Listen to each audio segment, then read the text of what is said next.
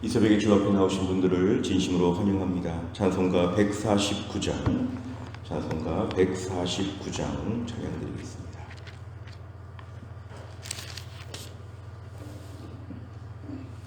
찬송가 149장입니다.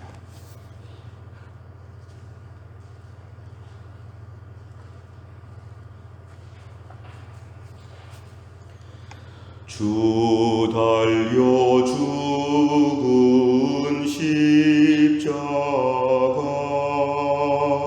우리가 생각할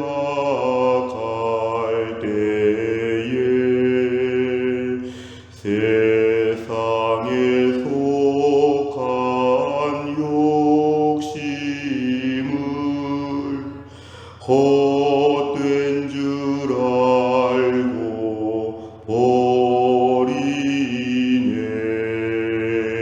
죽으신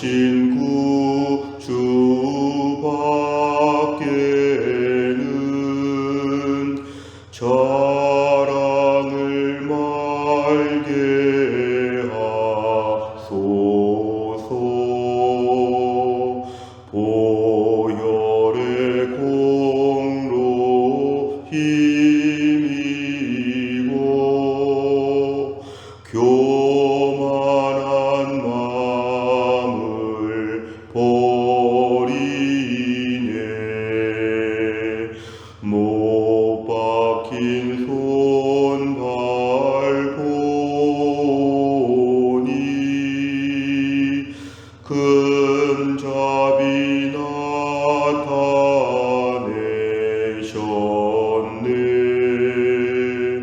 가시로 만든 멸류관 우리를 위해 쓰셨네. 온 세상 만물 가져도 주내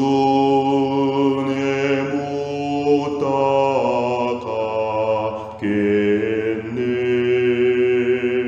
놀라운 사랑 받은 나 몸으로 제물 삼겠네.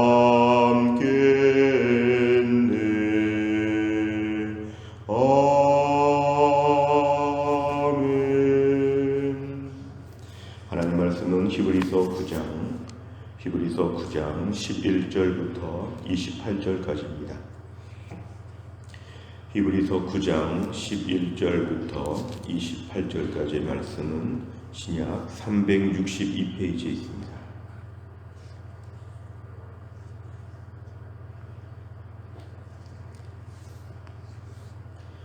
히브리서 9장 11절부터 28절까지의 말씀을 저 한 절씩 교독하겠습니다.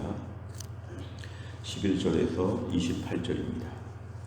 그리스도께서는 장래 좋은 일에 대제사장으로 오사 손으로 짓지 아니한 것 곧 이 창조에 속하지 아니한 더 크고 온전한 장막으로 말미암아 염소와 송아지의 피로 하지 아니하고 오직 자기의 피로 영원한 속죄를 이루사 단번에 성소에 들어가셨느니라.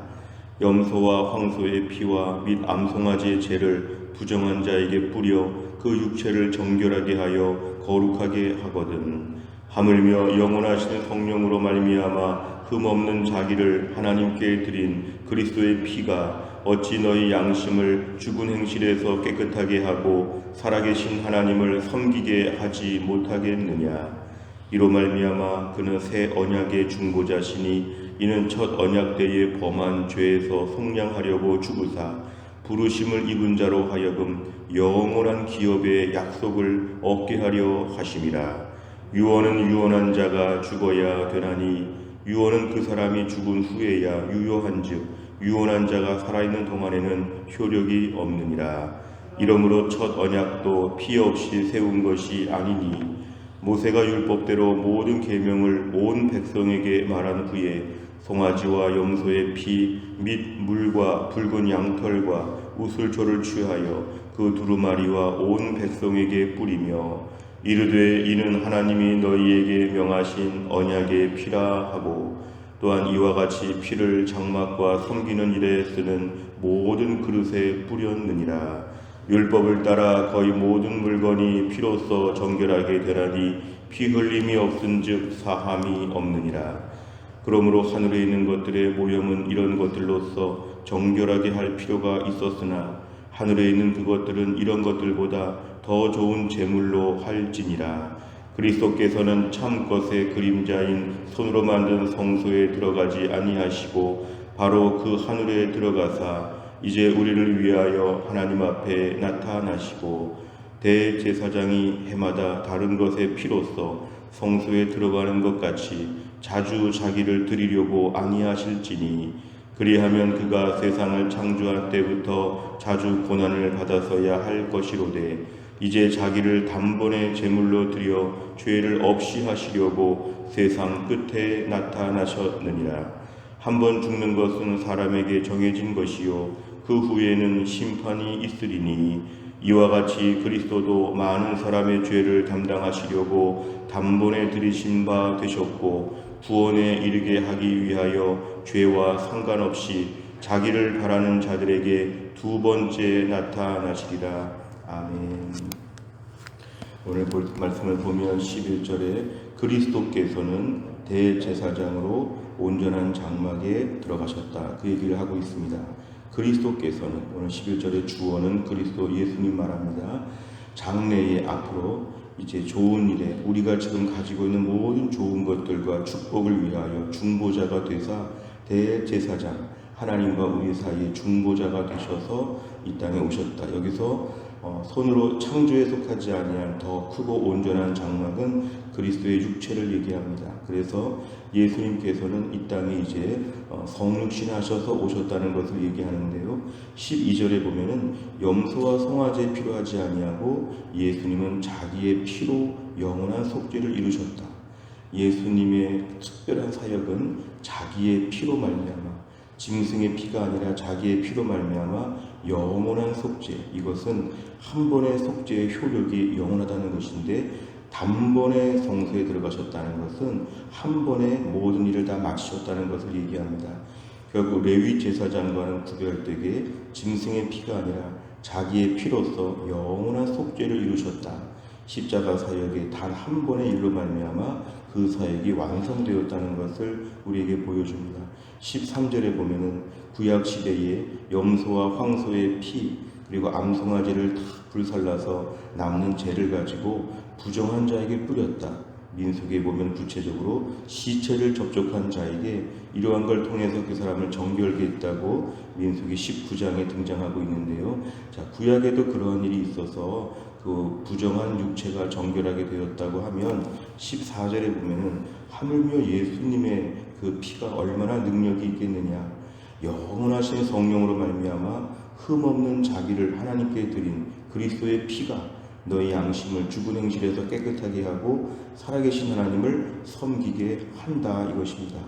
그러니까 예수님의 십자가의 피의 효력이 우리를 얼마나 정결하게 하고 우리 구원이 얼마나 완성되었는지를 오늘 구약과 비교해서 얘기합니다. 짐승의 피와 비교할 수 없는 예수님의 피가 이 모든 일을 단번에 다 이루셨다는 것입니다. 15절에 보면 이로 말미암아 그는 예수 그리스도께서는 새 언약의 중보자가 되어주신다. 예수님으로 말미암아 만들어진 새로운 언약의 유일한 중보자가 되셨는데 이건 첫 언약 때의 범한 죄에서 사실은 구약에 있는 모든 예표에 불과한 그러한 모든 제사법이나 이런 걸 말미암아 사실은 부정한 자, 죄 지은 자, 사실은 미완성 같은 모든 속죄 이것을 완벽하게 해결하여 주시고 영원한 기업의 약속을 얻게 하셨다. 여기서 기업이라고 하는 것은 완전한 구원을 얘기합니다. 우리가 천국에서 완전하게 주와 함께 살게 되는 영원한 기업의 약속을 얻게 하려 예수님이 십자가에서 죽으셨다. 이렇게 얘기합니다. 16절과 17절에 보면은 유언에 대한 비유가 나옵니다. 유언은 보통 죽는 자가 하는 것인데 그 사람이 죽은 후에 이렇게 된다고 하는 죽음이 그 효력의 원천이 되는 것처럼 오늘 예수님도 죽으셔서 이 모든 걸 이루셨다는 것입니다. 예수님의 죽음이 결국 예수님의 모든 언약의 실효성을 갖다 주는 것이었다. 예수님의 죽으심의 사역을 통해서 이 모든 것이 다 완성되었다. 예수님의 죽으심을 얘기하기 위해서 오늘 유언에 대한 걸 얘기합니다. 예수님이 죽으심으로 말미암아 새 언약의 효력이 발생하게 되었다. 이렇게 얘기합니다. 18절부터 오늘 23절까지는 이제 구약에 대한 얘기를 다시 하고 있습니다. 그래서 구약에도 피 흘림으로 말미암아 첫 언약, 옛 언약도 그렇게 세워졌다고 그렇게 얘기합니다. 19절에 보면은 모세는 모든 계명을 가르친 뒤에 송아지 염소의 피, 물과 붉은 양들 우슬초 이런 것들을 백성에게 뿌리면서 20절에 하나님이 너에게 명하신 언약의 피라는 것은 하나님께서 이 피를 통해 너희를 정결케 하신다는 것입니다.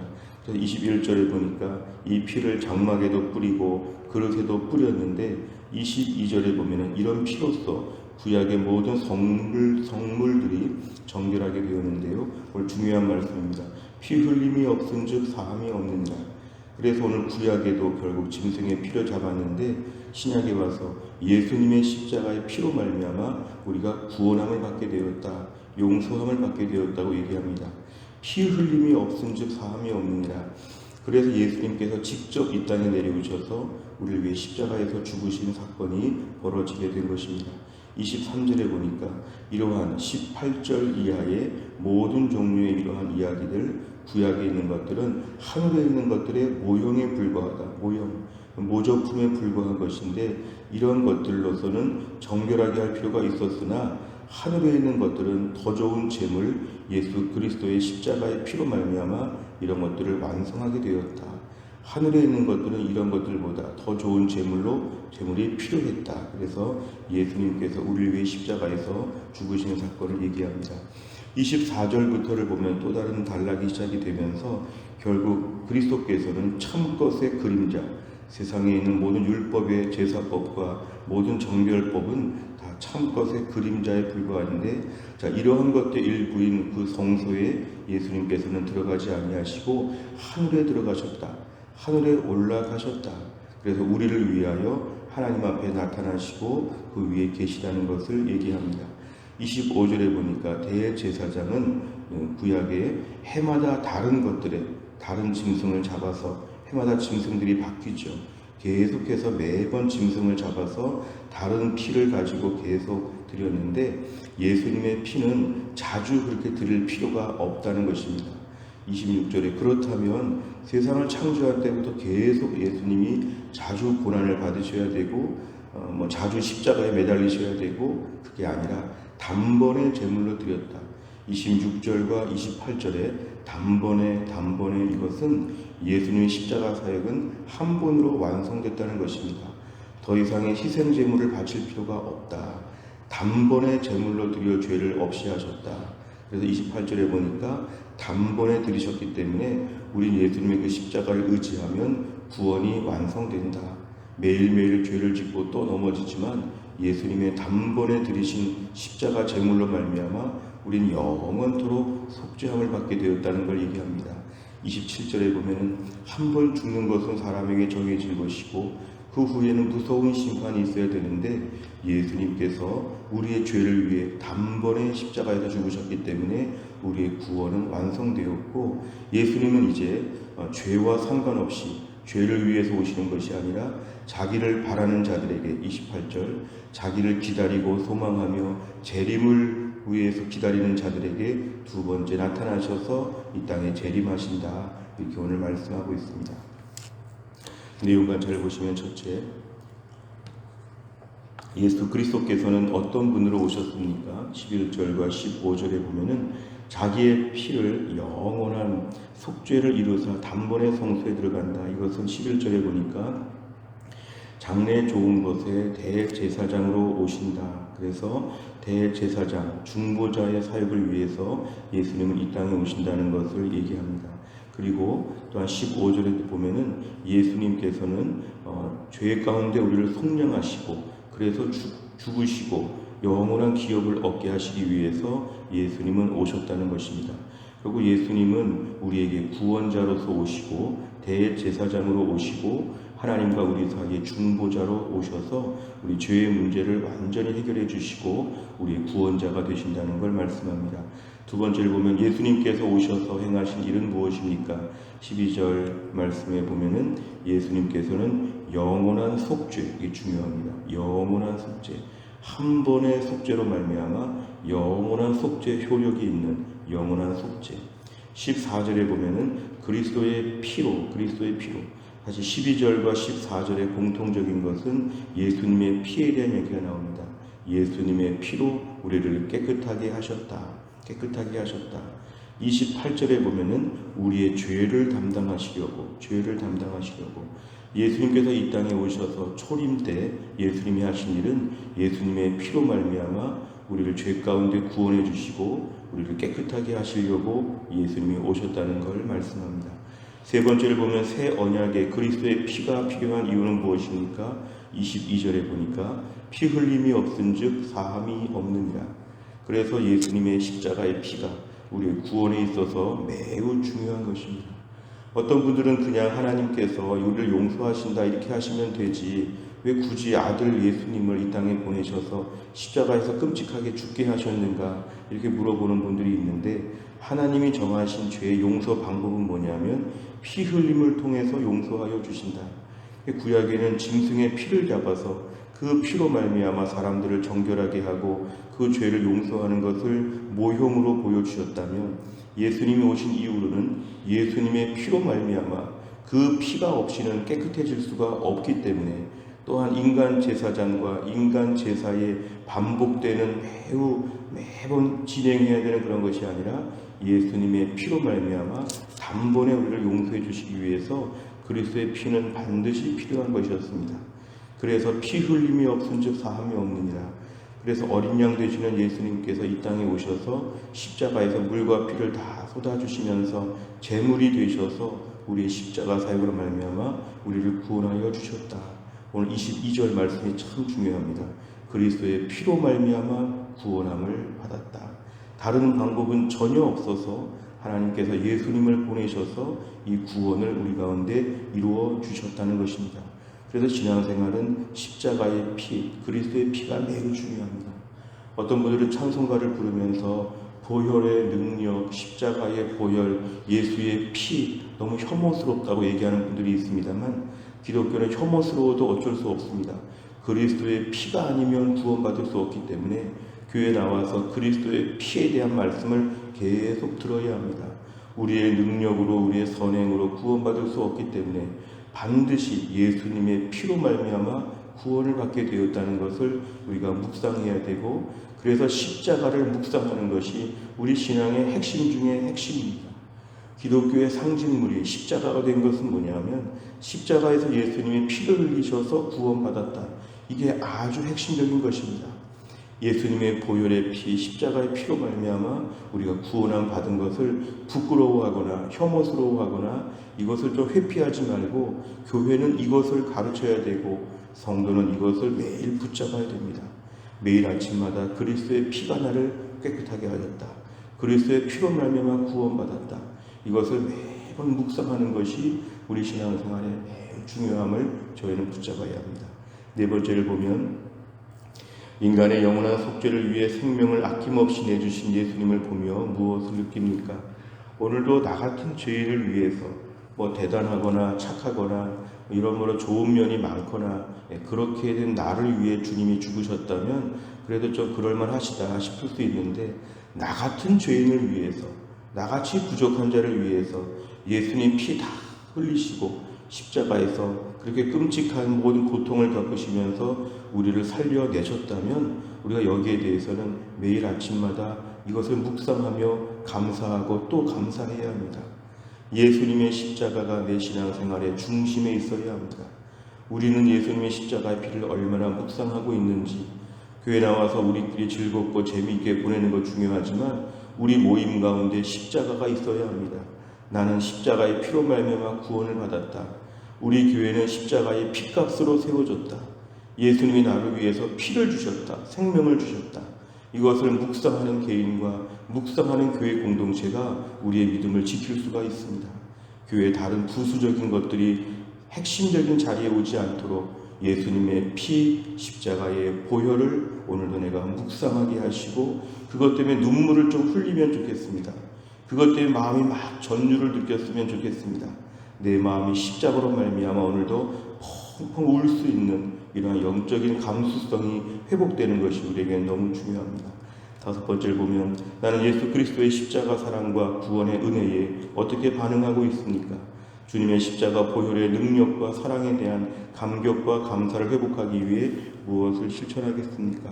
오늘도 우리가 또 한 날을 출발하기 전에 아침에 기도하면서 먼저 기도할 제목을 드리겠습니다. 십자가의 감격을 회복하게 하여 주옵소서. 나를 사랑하사 나를 위해 십자가에서 죽으신 그 예수님을 오늘도 아침에 잠깐이라도 묵상하고 하루를 출발할 수 있도록, 오늘도 아무리 바빠도 십자가를 묵상하고 하루를 출발할 수 있도록 그 보배로운 피를 흘리셔서 나 같은 자를 살려주신 은혜가 얼마나 큰지를 조금 생각하고 하루를 출발해 보자는 것입니다. 또 한 날을 살면서도 십자가의 감격과 기쁨과 은혜, 이런 것들을 붙잡고 또 한 날을 잘 감당할 수 있기를 주의 이름으로 축원합니다. 기도하겠습니다. 하나님 아버지, 감사합니다. 이 새벽에 하나님이 저희를 깨우사 주 앞에 나와 기도하며 하루의 첫 시간 다시 한번 주의 은혜를 붙잡게 하여 주심을 감사합니다.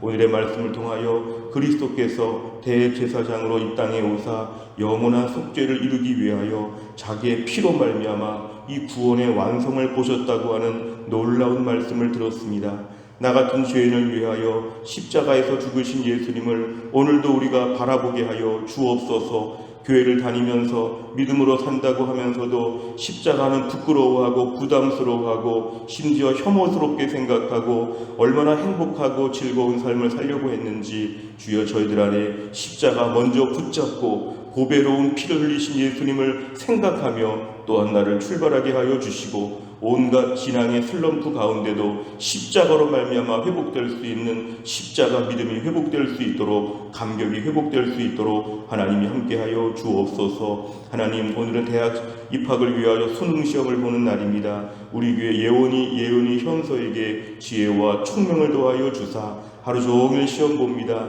하나님, 하루 종일 시험 보면서 하나님의 지혜를 더하여 주시고 피곤치 않게 하여 주시고 하나님 지치지 않게 하여 주시고 하루 종일의 시험을 잘 감당하고, 나는 참 부족했는데 우리 하나님의 능력과 많은 분들이 기도해 주셔서 오늘 시험을 잘 봤다고 아이들이 간증할 수 있게 하여 주시고, 아이들의 인생의 길이 열려질 수 있도록 하나님 특별히 불쌍히 여겨주시고 특별히 도와주시고, 수험생들의 가족들이 이번에 더 믿음으로 세워지는 놀라운 계기가 될 수 있도록 하나님이 함께하여 주옵소서. 하나님, 오늘도 우리 교회 안에 김혜은 권사님 고쳐주시고, 유동혁 성도님 고쳐주시고, 신효순 권사님, 한재열 집사님 오늘 투석 잘 받을 수 있도록 하나님이 함께하시며, 교회 안에 영육간에 약한 자가 강건해지게 하여 주시고 튼튼해지게 하여 주옵소서. 오늘도 하나님께서 우리 성도들 흩어져 있는데 하루 종일 직장생활, 학교생활, 가정생활 하나님 붙잡아 주시고 또 한 날의 믿음을 잘 지킬 수 있게 하여 주시옵소서. 다음 주간에 특별 새벽 기도회 가운데 은혜를 베풀어 주시고 11월 26일 대각성 전도 집회에서 놀라운 은혜를 허락하여 주옵소서. 모든 걸 주님께 의지하오며 예수님의 이름으로 기도하옵나이다. 아멘. 오늘 기도해 주실 제목은 지역사회와 다음 세대를 위하여 기도해 주시고, 오늘 사랑의 전도단 사역 잘 감당할 수 있도록 기도해 주시기를 바랍니다. 주기도문 하겠습니다. 하늘에 계신 우리 아버지여, 이름이 거룩히 여김을 받으시오며 나라의 임하옵시며 뜻이 하늘에서 이룬 것 같이 땅에서도 이루어지이다.